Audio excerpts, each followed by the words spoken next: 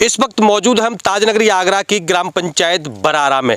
आपको बता दें कि जिस प्रकार प्रधानमंत्री नरेंद्र मोदी द्वारा किसानों की आय दोगुनी करने का जो सपना देखा था, आज वह एक किसान के द्वारा पूरा करता हुआ दिखाई दे रहा है।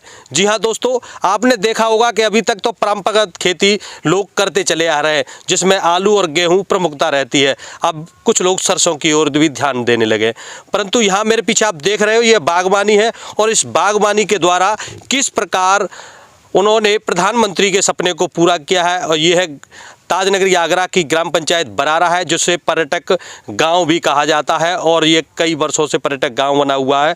तो उसी गांव में हम पहुंचे हैं, और यहाँ हमारे साथ मौजूद है गिरिराज सिंह सिसोदिया, जिन्होंने वो कुछ कर दिखाया है जिनकी आपने कभी सपने में नहीं सोची होगी। वैसे तो मैंने आपका परिचय दे दिया है, पर मैं चाहूँगा कि आप भी एक बार परिचय दें।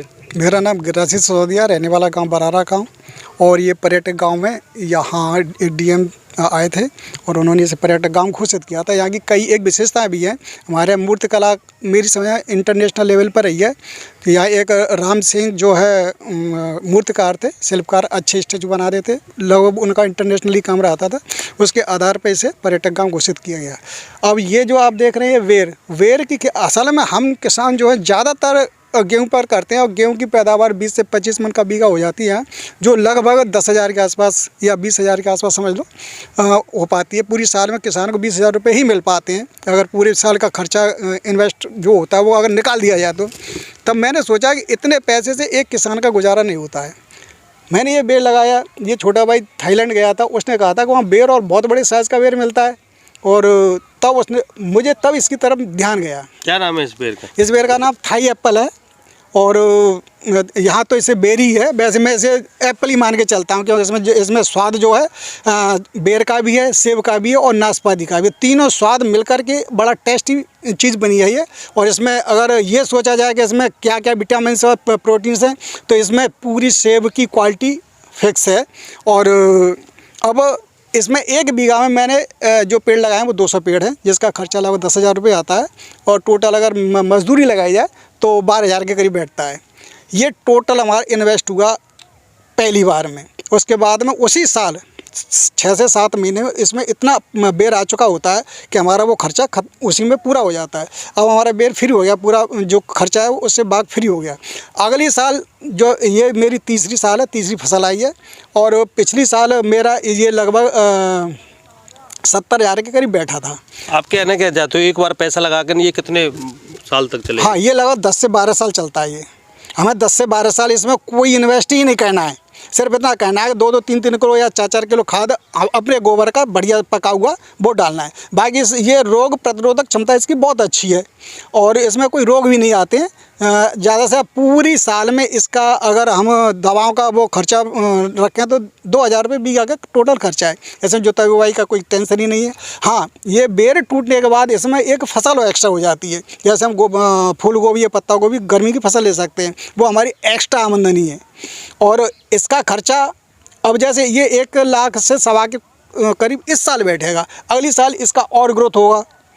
ये कटने के बाद फिर ये डबल होता चला जाता है, तो अगली साल हो सकता है ये हमारा 1.5 से पौने 2 लाख के करीब बैठे। और इतना किसान कभी भी एक बीघा में नहीं कमा सकता, जो भी परंपरागत खेती में किसान लगे हुए हैं। हाँ, वो अगर बैठे ठाले हैं तो इस पर ध्यान दें। अगर कोई काम करने वाले ड्यूटी वाले हैं वो नहीं कर पाएंगे, वो अपना गेम कर पाते हैं। अच्छा जी, देखा जा रहा है पेड़ बहुत काफ़ी छोटे छोटे हैं, ये क्या है? हाँ, ये पेड़ हर साल कटता है।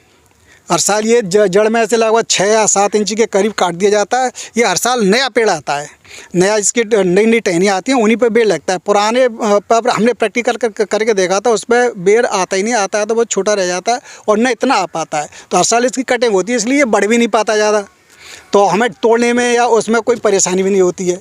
अच्छा, आगरा में जो बेर पाए जाते हैं उनसे ये भिन्न होता है? हाँ, उनसे ये भिन्न है। आगरा में जो हमारे लोकल देसी बेर है उसमें गुठली बहुत बड़ी और उसमें माल बहुत कम होता है। इसमें गुठली नाम मात्र की होती है। इसकी बिक्री कहाँ करते हो आप? हम आगरा में इसकी खपत कम है, लेकिन दिल्ली में इसकी खपत बहुत अच्छी है, ज़्यादातर दिल्ली बेचते हैं हम। रुपए में कितना अंतर रहता है यहाँ पैदावार में? मतलब बिक्री में दिल्ली में और यहाँ दूने का अंतर रहता है। दिल्ली में 32 से 40 रुपये केजी पर चला जाता है, यहाँ 18 से 20 जा पाता है, बहुत अंतर रहता है। आम बेर जो बिकता है उससे कितना अंतर रहता है?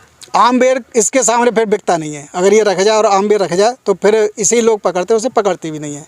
अच्छा, देखा गया था जैसे ही हम गांव के, जैसे ही आपके बगीचे में एंट्री मारी तो आपके यहाँ अनेक प्रकार के पेड़ लगे थे, वो क्या मामला है? हाँ, मुझे तरह तरह के पेड़ लगाने का शौक़ है। अब मैं ये देख रहा हूँ कि यहाँ की भूमि किस किस पेड़ को पकड़ती है। पहले मैं प्रैक्टिकल करके फिर उसे बढ़ाऊँगा। जैसे लीची है, कितनी अच्छी हो सकती है, चीकू है, कितना अच्छा होता है। चीकू यहाँ अच्छा होने लगा है।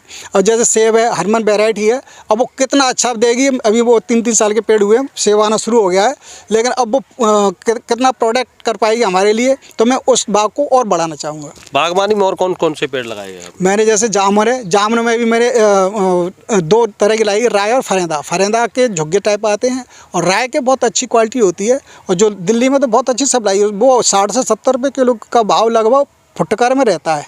वो उसमें थोक में, और 100 रुपये किलो वो अक्सर फुटकर में 100 से 125 फुटकर में बेचते हैं और बहुत अच्छा पैसा देती है। रख रखाव की क्या व्यवस्था आपकी तरफ से? रख रखाव, इसे बेर को तो जंगली जानवर खा जाते हैं, लेकिन इसको नींब को कोई नहीं खाता। इसमें विशेष हमें परेशानी नहीं होती। अच्छा, इसमें हमारा जो खर्चा, जैसे खेती को औरों को मेंटेन करते हैं, इतना डाई डाला, इतना यूरिया डाला, इतनी दवाएं दी, वो इसमें इसकी ज़रूरत नहीं पड़ती। ये तो जीरो स्तर पे जाके खेती हो रही है। देखा जा रहा है पीछे आपके नेट लगा हुआ है ये। हाँ, ये 1 साल लगता है इसमें। चमगादड़, क्योंकि ये बहुत टेस्टी होता है, इसे चमगादड़ बहुत जल्दी खाती है, तो उसे बचाने के लिए अब हम इसे डालते हैं। इससे 2 फायदे होते हैं, इस पर कोई तोता वगैरह भी हमला नहीं करता, चमगादड़ नहीं खाती, तो ये एक सुरक्षित हो गया। हमारा हो अल्लाह भी नहीं करता, करना पड़ता है। देखा गया था आपकी बागवानी में एक बड़ा सा सोलर प्लांट लगा है, वो क्या है? हाँ, ये पहले यहाँ लाइट नहीं थी, यहाँ पास में ट्यूबवेल नहीं थे, लाइट नहीं थी, लाइट की व्यवस्था नहीं थी, तो ये हमारे सामने पानी की व्यवस्था खड़ी हुई। तो ये सरकार की PM योजना है, जिसमें ये सोलर सिस्टम लगाने का वो विधान था, तो हमने उससे इसे सेंक्शन कराया और फिर सोलर लाइट लगाई। और सोलर लगाने के बाद हम इतने 25 साल तक निश्चिंत हो गए हैं कि हमें अब ज़रूरत ही नहीं है बिजली की, और इससे हमारा पूरा काम हो रहा है। और यहाँ तक कि हमारी लाइट की जो भी व्यवस्था हो रही है, पानी के अलावा, वो हमारी बिजली भी यहाँ बहुत अच्छी चल रही है।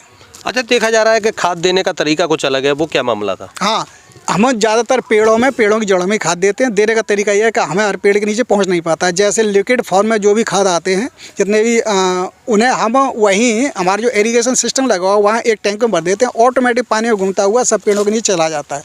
अगर हमें कोई स्प्रे करनी होती है तो हमारा मतलब स्प्रिंकलर सिस्टम लगा हुआ है, वहीं से बटन दबाई और ऑटोमेटिक पूरे बाग में 15 से 20 मिनट में पूरा छिड़काव हो जाता है। देखा जा रहा था, हम आए थे तो फुहारे भी चल रहे थे, वो क्या मामला? हाँ, वही तो मैं बता रहा हूँ कि वो जो फुहारे सिस्टम है नहीं, उससे हम जैसे पूरे पेड़ पे छिड़काव करना है तो छिड़क देते हैं, जड़ में देना है तो वो ड्रिप सिस्टम से हम बेच देते हैं पेड़ों। पानी लगाने की क्या व्यवस्था है?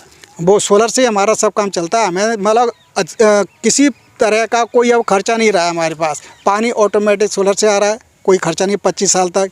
और छिड़कने का, दवा छिड़कने का हमें कोई मजदूर नहीं लगाना है, बस वहाँ बटन दबानी है, वहीं टैंक में दवा भरनी है और उससे पूरे खेत में फैल जाएगी। देखा जाता है अधिकांश किसान परंपरागत खेती करते हैं, तो उन सब के लिए क्या संदेश देना चाहोगे?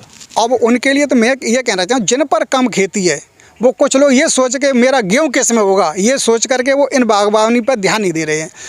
लेकिन मैं एक बात कहूँ कि जैसे 20 मन अनाज वो खरीद भी सकते हैं। जब हमारा बाग 70 या 80 हज़ार का बैठ रहा है तो 20 मन गेहूँ खरीदने में कोई परेशानी नहीं होगी। लेकिन वो कहते हैं गेहूँ कहाँ से होगा, तो उन्हें ये करने के बाद में गेहूँ की ज़रूरत नहीं पड़ती है। थोड़ा सा कि मार्केट से खरीद लो भाई, जब 70,000 रुपये आ रहे हैं उसमें से 10,000 रुपये के गेहूँ खरीद लो। ये बागवानी आप कितने समय से कर रहे हैं? ये मैं 3 फरवरी 2013 में मैंने नींबू से शुरू किया था। ये 2 फरवरी 19 में मैंने फिर ये लगाया। इसमें सब बाग, जितने भी बागवानी है, अमरूद है या नींबू है या अन्य जो भी हमारे इलाके में, उन सबसे ज़्यादा मुझे इस बेर में फ़ायदा दिखा है। इसका मतलब कोई खर्चा नहीं है, सबसे बड़ी बात तो ये है। और ये तुरंत तैयार होता है, हमें इंतजार नहीं करना है 3 साल में 4 साल में पेड़ होगा। ये तो जिस साल लगाया उसी साल अपनी जितनी भी खर्चा आता है उसे निकाल देता है, फिर उसके बाद तो ये देते ही रहता है और ये 12 साल तक देता ही रहेगा और इसकी हर साल प्रोडक्ट बढ़ती जाती है। प्रधानमंत्री की जो किसानों की आय 2 गुनी करने की बात थी, उसके लिए किसानों के लिए? अरे नहीं, ये तो 4 गुनी और 10 गुनी हो रही है भाई। प्रधानमंत्री 2 गुनी सोच रहे हैं। अब हम नहीं करना चाहिए, अलग बात है कि हम बैठे आलसी हैं, हमने तो गेहूँ बो दिया, बस गेहूँ 4 गुना हो जाए। 4 गुना कैसे होगा भाई? ये तो प्रधानमंत्री 2 गुनी सोच रहे हैं, मैं तो सोच रहा हूँ ये 10 गुनी होने जा रही है। लेकिन लोग करना चाहें तब, प्रधानमंत्री आगे हमें नहीं कराएंगे यहाँ। ये तो हमारी सोच है, हमें करना है कि नहीं करना है। वो तो सिर्फ हमें टेक्निक दे सकते हैं, सलाह दे सकते हैं, सहायता दे सकते हैं, तमाम अनुदान दे सकते हैं, लेकिन वो खुद थोड़ी कराएंगे। अब हमें करना है, क्या करना है। तो ये थे आपने मेरे साथ जाना गिरिराज सिंह, जिन्होंने उन्नत खेती के लिए यहाँ मेरे पास देख सकते हो अनेक प्रकार के बगीचे में इन्होंने पेड़ लगा रखे हैं। इनका कहना है कि परंपरागत खेती में हमें इतनी प्रॉफिट नहीं होती जिसमें बागबानी में होती है। एक बार 10,000 रुपये की लागत से लगभग 10 से 12,000 रुपये की लागत आई और हर बार वह इससे लाखों रुपये कमा रहे हैं। चोप सिंह सक्सेना, आगरा।